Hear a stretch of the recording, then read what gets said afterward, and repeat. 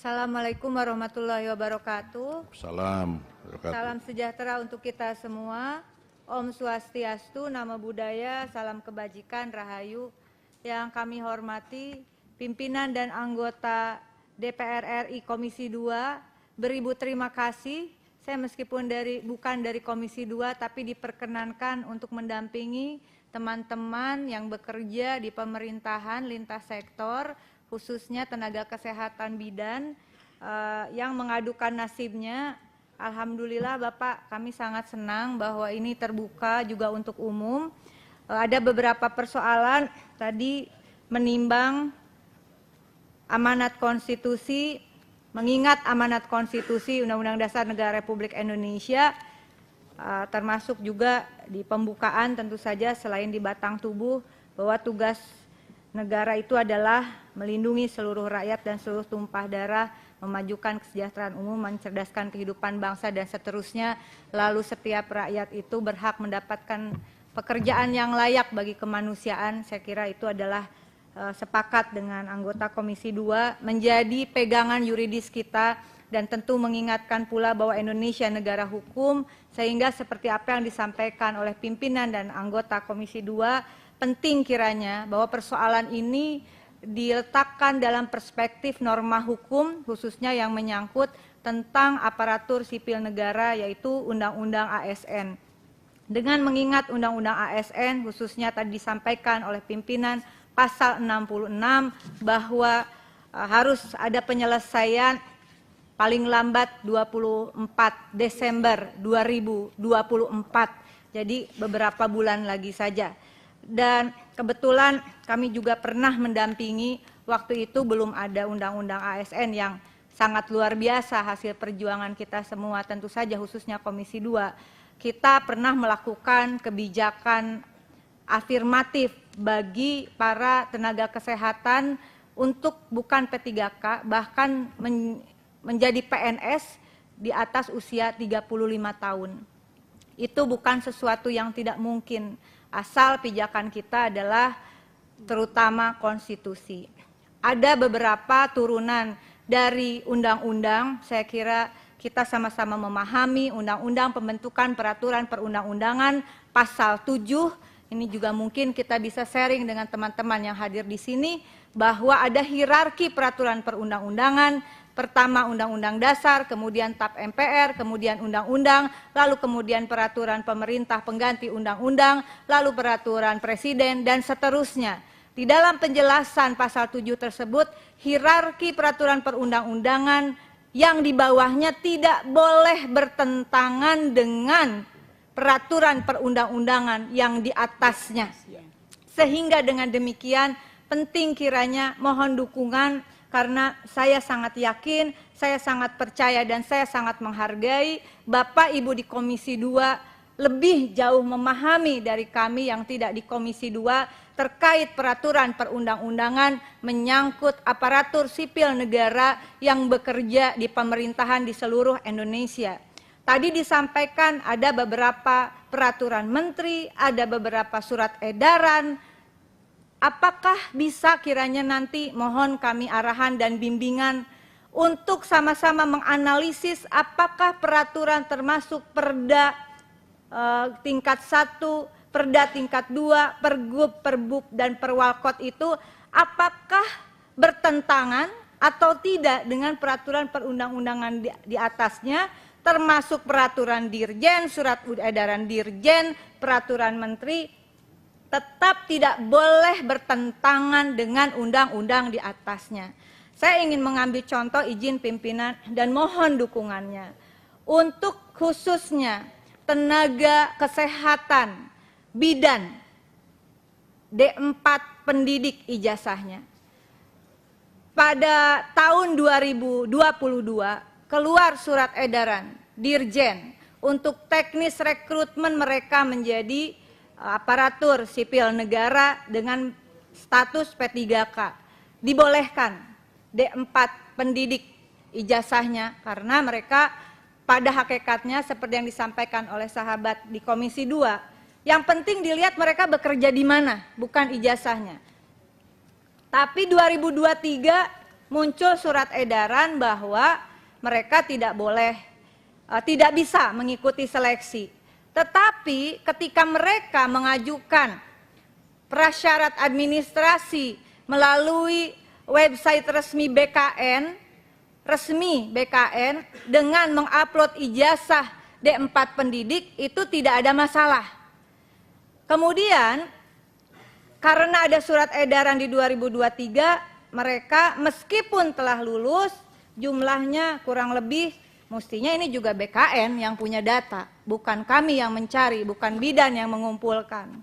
Ada sekitar 690 orang sudah lulus. Ini teman-teman yang profesi lain, ini udah lulus ujian aja nggak dikeluarin SK-nya.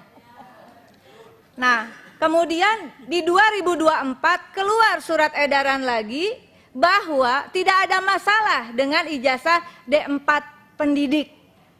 Kok saya jadi onengnya kumat, pimpinan? Ya. Aturan ini kok bisa berubah-ubah, ya, seolah-olah tidak menyangkut, mohon maaf, profesi ini dan mereka yang bekerja di garda terdepan pelayanan publik bukan hanya menyangkut mereka yang bekerja, tetapi menyangkut masyarakat yang mendapatkan pelayanan. Sungguh kami mengapresiasi teman-teman Komisi 2 sangat memberikan dukungan terhadap kasus bidan ini. Nah, pimpinan dan juga anggota dan hadirin yang saya hormati, singkat kata, betul seperti pimpinan tadi katakan, kita membuat database. Nanti kita mungkin bisa sharing bagaimana database itu diberikan ke Komisi 2, begitu, lengkap dengan masa kerjanya, lengkap dengan gajinya.